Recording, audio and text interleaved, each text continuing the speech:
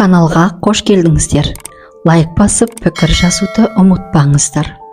Ғалам жаңалықтары. Жер сілкінісі тоқтамайды.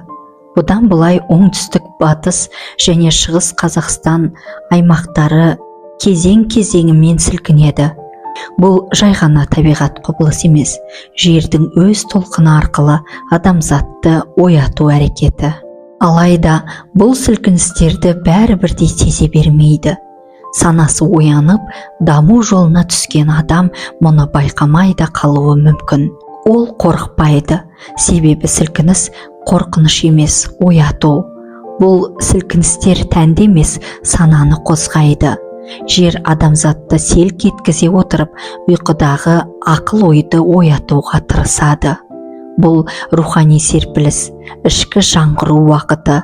Жердің сілкінісі болатыны туралы алдын ала айтылған. Ал рухани оянғандар үшін бұл кезең үнсіздік ішіндегі үн. Олар жер сілкіністер алдында бірер минутта рухы арқылы ғаламнан ақпарат ала бастайды. Баршаға ортақ хабар келуде. Енді ештеңе бұрынғыдай болмайды. Адамзаттың қарым-қатынасы, әсіресе әйел мен ер азаматтағы байланыс жаңа деңгейге көтерілді. Жүректен жүрекке жалғанған таза энергия кеңістігі ашылды. Ұзақ ұйқыда болған ерлер рухы ояна бастайды. Бұл жаппай рухани жаңғырудың толқыны. Сана іріктеле бастайды. Тербеліс күшейген сайын бейсаналықта қалғандар бұл толқынға ілесе алмайды. Рухани даму толқынын қабылдай алмағандар біртіндеп жер планетасынан кетеді. Бұл жазалау емес, жердің табиғи тазару процесі. Біз соның жаңа дәуіріне аяқ бастық. Ескі жүйелер, ескі байланыстар, ескі адам бәрі артта қалуда. Алда санада серпіліс, жүректе шындық, болмыста жарық дәуір бар. Жаңа ғалам, жаңа заңдылықтар. Ескі дәуірде карма ауыр болды. Адамзат тығырыққа тірелді. Рухани байлықтан алыстады. Ерде, әйелде бір-біріне сатқындық жасады. Бұл тек некеде емес, достық пен туыстық қарым-қатынастарда да орын алды. Адамдар шын сүймесе де сүйемін деді, жүрегі қаламаса да жақсы көремін деп алдады. Өз сөзіне өзі қарсы шығып, жалған намысқа бола шыдады. Осылайша жан жараланды, рух тозды, бірақ сол арқылы өсті. Ескі кезеңде ғаламды басқарып тұрған рухтар да дәл сол адамзат сияқты тәжірибе жинады. Физикалық тәнде өмір сүріп, сол сынақтардан өтті. Оларды адасты, алдады, күйіп жанды. Бірақ бұл эволюциялық қажеттілік болатын. Алайда енді бәрі де өзгерді. Дұрыс-бұрыс деген жоқ. Қазір жаңа ғалам, бұл жаңа дәуір, жаңа болмыс, жаңа рухтар келді. Жаңа рухтар жаңа ғаламдық заңдылықтарына бағынады. Мұнда бұрынғыдай алдау мен уақыт созу жоқ. Ешбір қарым-қатынаста өтірік айту, сезіммен ойнау, жүректі алдау қабылданбайды. Егер жақсы көрмесең, кете бересің, кете береді. Әркім өз жолымен. Мұнда енді ешкімді ұстап қалу мүмкін емес. Сезім таза, қарым-қатынас шынайы, жан еркін, махаббат тек шын жүректен. Қазір тек сыйластық пен жүректен шыққан шынайы сүйіспеншілікке ғана орын бар. Таулар оянды, жер сілкінуде, бәрі қозғалды, сезім де қозғалды. Түбінде мықтылар ғана өз орнында шайқалмай тұрады. Кейде ғалам адамды миссиясына ерте кірістіреді. Ол әлі кармасын толық өтеп бітпеген болса да, ғалам оны алдымен қызметке, іске, жолға қояды. Сосын барып өмір жолында тәжірибе мен сынақтар арқылы кармасын біртіндеп өтетеді. Ал кей адамға ғалам рұқсат бермейді.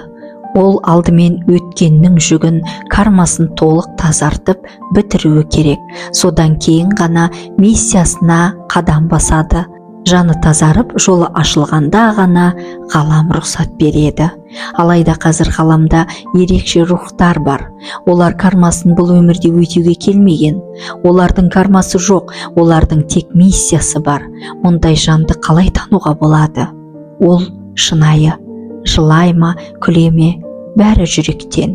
Ешбір жасанды құбылыс жоқ. Отбасын құрса шын бақытты. Себебі ол жалғанға емес, тек шындыққа негізделген. Жұмыс істесе жүрекпен жасайды.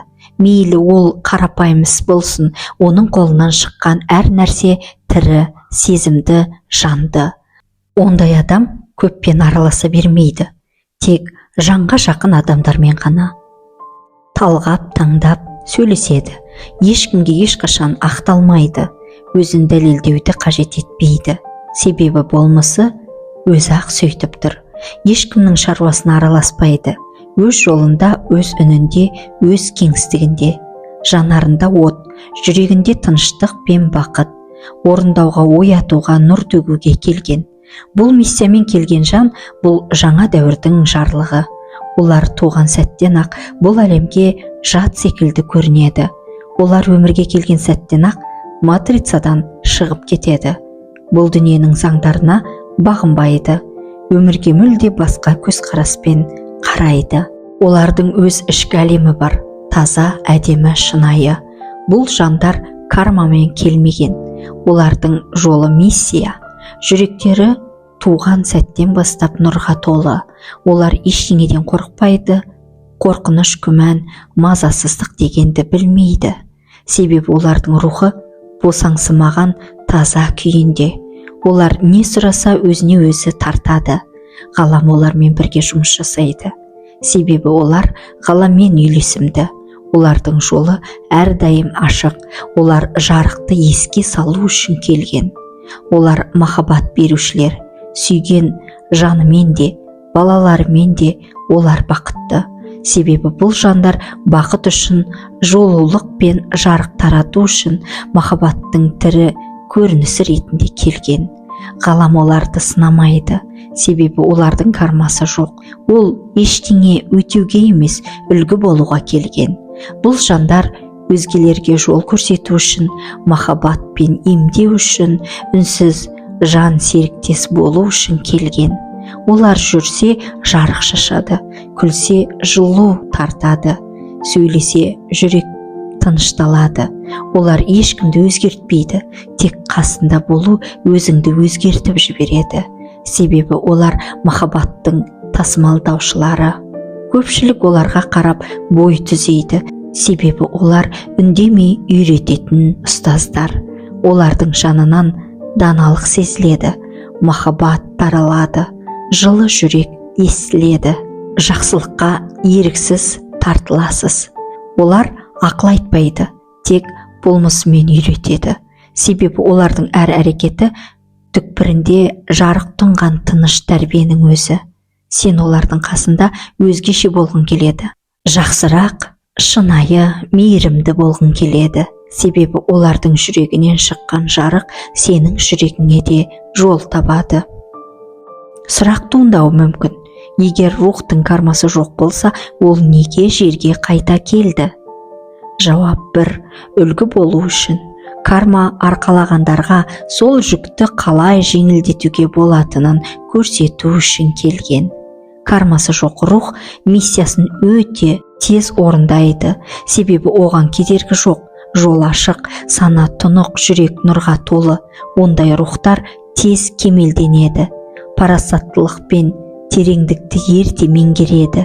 Жердегі уақытын босқа өткізбейді. Келеді, нұр шашады, жол көрсетеді, сосын биік деңгейге қайта көтеріледі. Ал неге дәл жерге келеді? Себебі бұл ерекше планета.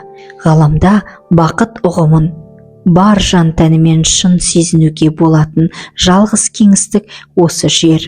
Бақытты толық тану үшін, сезіну үшін, махаббаттың дәмін көру үшін жер ең шынайы мектеп.